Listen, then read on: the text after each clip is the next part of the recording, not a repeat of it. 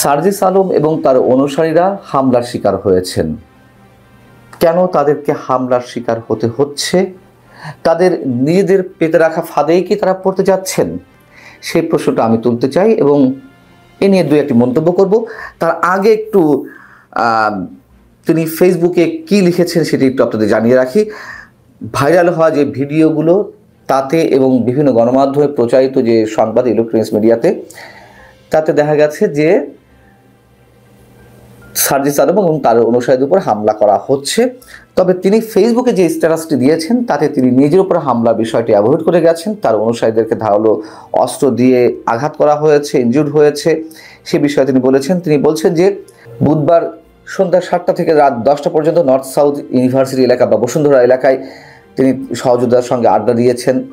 একটা পর্যায়ে north south ইউনিভার্সিটির সামনে দিয়ে আসার সময় 10-12 জনের একটি দল, তাদেরকে টোকাই দুষ্কৃতকারী বলে মনে হচ্ছিল এবং তিনি মনে করছিলেন যে বিব্রতকর পরিস্থিতি সৃষ্টি করতেই তারা জটলা পাকিয়েছে। তিনি বলছেন ফেসবুক স্ট্যাটাসে, পরবর্তীতে ছাত্র দলের শাকিল তার নেতৃত্বে তার সাথে থাকা টোকাই দুষ্কৃতকারী সন্ত্রাসীদের নিয়ে পূর্বে আমার সাথে থাকা ওই প্রাইভেট ইউনিভার্সিটির ছেলেদের উপরে ধারালো অস্ত্র দিয়ে হামলা করে এবং সরাসরি মাথায় ও পিঠে আঘাত করে একাধিক জনকে রক্তাক্ত করে। সার্জিস আলম বলছেন যে 16 বছর ধরে ছাত্রদল টোকাই লীগের দ্বারা নির্যাতিত হওয়ার পর আজকে যদি ছাত্র দলের কেউ একইভাবে টোকাই লীগের সন্ত্রাসীদের মতো আচরণ করে তাহলে তারও পরিণতি টোকাই লীগের মতো হতে হবে। খুব বেশি দিন লাগবে না। শিক্ষা নেন, সময় থাকতে নিকট অতীত থেকে শিক্ষা নেন। আমরাও চাই সবাই শিক্ষা নিক, শিক্ষা সবারই নেওয়া উচিত। আর এই যে হামলার শিকার হলেন, এর আগেও তো হাসনাত আব্দুল্লাহ হামলার শিকার হয়েছেন ঢাকা বিশ্ববিদ্যালয় এলাকায়, যে 7 কলেজের আন্দোলন শিক্ষার্থীদের ঢাকা বিশ্ববিদ্যালয় এলাকায় গেছেন তারা তাদের দাবি জানাতে, সেখানে হাসনাত আব্দুল্লাহ এসে নাক গলালেন এবং তিনি হামলার শিকার হলেন। সার্জিসের উপর যে হামলাটি করা হয়েছে আমরা তার তীব্র নিন্দা জানাই অবশ্যই, কিন্তু যে প্রশ্নটি তুলছিলাম যে তারা তাদের নিজেদের পেতে রাখা ফাঁদে পা দিচ্ছে কিনা। এখন তো যেখানে সেখানে মবের সৃষ্টি হচ্ছে, মব ক্রিয়েট করে গণপিটুনি থেকে শুরু করে উদ্দেশ্যমূলকভাবে যখন যেমন ইচ্ছে সব কিছুর উপরে হামলা করা হচ্ছে, হামলার নির্দেশ দেওয়া হচ্ছে। এই ধরনের মবের সঙ্গে সার্জিস আলম কিংবা হাসনাত আব্দুল্লাহদের কি সরাসরি সম্পর্ক নেই যদি সে প্রশ্ন তুলি? এবং বুধবার রাতে নর্থ সাউথ ইউনিভার্সিটির সামনে যে ঘটনাটি ঘটল, আমরা যদি বলি যে এটি এই পরিস্থিতির জন্য সার্জিস হাসনাতরাই দায়ী কিনা। ছাত্রলীগের কথা বলা হচ্ছে, ছাত্রলীগের হেলমেট বাহিনী সম্পর্কে আমরা জানি, কিন্তু তার চেয়েও ভয়ঙ্কর যে বাহিনী এসেছে বুলডোজার বাহিনী। সেই বুলডোজার বাহিনী যখন সারা দেশের বিভিন্ন ঐতিহাসিক স্থাপনা, বঙ্গবন্ধুর বাড়ি থেকে শুরু করে অনেক কিছু পুড়িয়ে দেয়, সেগুলোর সঙ্গে সার্জিস, হাসনাত আব্দুল্লাহ কিংবা এখনো যে উপদেষ্টা পরিষদে রয়েছেন যিনি আসিফ মাহমুদ, তাদের কি সরাসরি সম্পৃক্ততা নেই? 32 নম্বরের বুলডোজার দিয়ে সবকিছু গুড়িয়ে দেওয়ার দিনে হাসনাত আব্দুল্লাহ বলেননি তার ফেসবুকে স্ট্যাটাসে ফ্যাসিবাদের তীর্থভূমি আজ গুড়িয়ে দেওয়া হবে? আসিফ মাহমুদ তার ফেসবুক স্ট্যাটাসে বলেননি যে উৎসব হোক? কোন বিষয়কে ইঙ্গিত করে তিনি এই মন্তব্য করেছেন তা তো আমরা সবাই জানি। জাতীয় পার্টি কার্যালয়ে জ্বালিয়ে দেওয়া হলো, ভাঙচুর করা হলো। সেদিন সন্ধ্যায় এই ঘটনা আগে হাসনাত আব্দুল্লাহ, সার্জিস আলমরা ফেসবুকে স্ট্যাটাস দিয়ে কি বলেছে আমরা জানি না।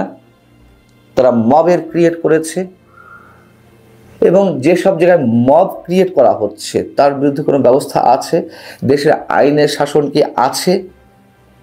16 বছরে আওয়ামী লীগ যা না করেনি তার চেয়ে বেশি চলছে কি অনেকে বলছেন। কেন বলছেন? শুধু অভিযোগের সুরেই তারা অভিযোগ তুলছে।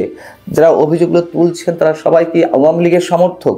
এবং এর মধ্য দিয়ে কারা সাফারিংসের শিকার হচ্ছেন, কারা এক ধরনের আতঙ্কের মধ্যে পড়ে গেছে, নতুন এক আতঙ্কের নাম মব। সেই মবের বিরুদ্ধে কোনো ধরনের কোনো ব্যবস্থা নেওয়া হয়েছে, বরঞ্চ আমরা সব কিছুকে আড়াল করতে দেখছি। অতএব এই যে আইনের শাসন নেই, ভয়ঙ্করভাবে সব জায়গায় মব, সব জায়গায় উশৃঙ্খল জনতার একটা রাজত্ব চলছে, সেই রাজত্ব সৃষ্টি করেছে কারা? এর আগে তো তারা নিজেরাই বিচার অঙ্গন থেকে শুরু করে সব জায়গায় মবের সৃষ্টি করেছে জানাতন দাবির প্রেক্ষিতে। এমনকি বঙ্গভবন পর্যন্ত রক্ষা পায়নি, সেনা সদস্যদের উপর আক্রমণ করা হয়েছে। সেনা সদস্যদের উপর হয়তো নিশ্চয় অন্য জায়গায়ও তারা আক্রমণের শিকার হয়েছে। যাই হোক, এখন বিষয় হচ্ছে যে আরেকটি বিষয় বলতে চাই, এই যে সার্জিস আলম তিনি যে বললেন যে 16 বছর ধরে ছাত্রদল টুকাই লীগের দ্বারা নির্যাতিত হওয়ার পর আজকে যদি তারা একই ধরনের আচরণ করে, বিষয় হচ্ছে টুকাই লীগ কেন বলতে হবে? এর আগে আমরা দেখেছি যে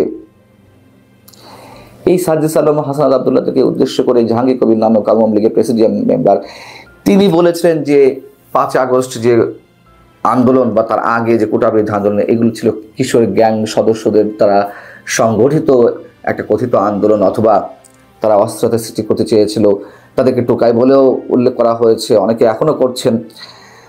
আবার দেখা যাচ্ছে যে এই সার্জিস আলমরা বা হাসান আবদুল্লাহ আবার ছাত্রলীগকে টুকাই লীগ হিসেবে উল্লেখ করছে। সবচেয়ে বড় কথা হচ্ছে এই যে টুকাই লীগ বা টুকাই কিশোর গ্যাং ইত্যাদি ইত্যাদি বলে সমাজে একটি বিশেষ শ্রেণীকে যে অপদস্থ করা হচ্ছে, তাদেরকে যেভাবে তুচ্ছ তাচ্ছিল্য করা হচ্ছে, টুকাই তো সমাজের অবহেলিত নিষ্পেষিত, যাদেরকে আমরা বুঝি রাজপথে যাদের জীবন গড়ে উঠছে, সেই তাদেরকেই তো আমরা টুকাই মনে করি। টুকাই শব্দটা তো একটা প্রতীকী শব্দ, সমাজের এলিট ক্লাসের প্রতি প্রচণ্ডভাবে এক ধরনের কটাক্ষ থেকে এই টুকাই শব্দের উৎপত্তি। এবং এই টুকাই শব্দটি যিনি উল্লেখ করেছিলেন প্রথম প্রখ্যাত কার্টুনিস্ট রণবীর, তাকেও এই সরকারের সময় ঢাকা বিশ্ববিদ্যালয়ের এলাকায় গিয়ে অবাঞ্ছিত হতে হয়। তাকে সেই অনুষ্ঠান থেকে বলা হয় যে আপনি চলে যান। বোঝা তো যাচ্ছে যে কোথায় গিয়ে পৌঁছেছি আমরা। এখন টোকাই আসলে কারা? সার্জিস আলম, হাসনাত আবদুল্লাহ এখন যা করছে এবং যে ঘটনা, মানে কয়েকটি ঘটনা তারা হামলার শিকার হলেন, এই প্রশ্নটাই আবারও তুলতে চাই যে এটি তাদেরই পেতে রাখা ফাঁদ কিনা, সেই ফাঁদে তাদেরকেই আটকাতে হচ্ছে কিনা।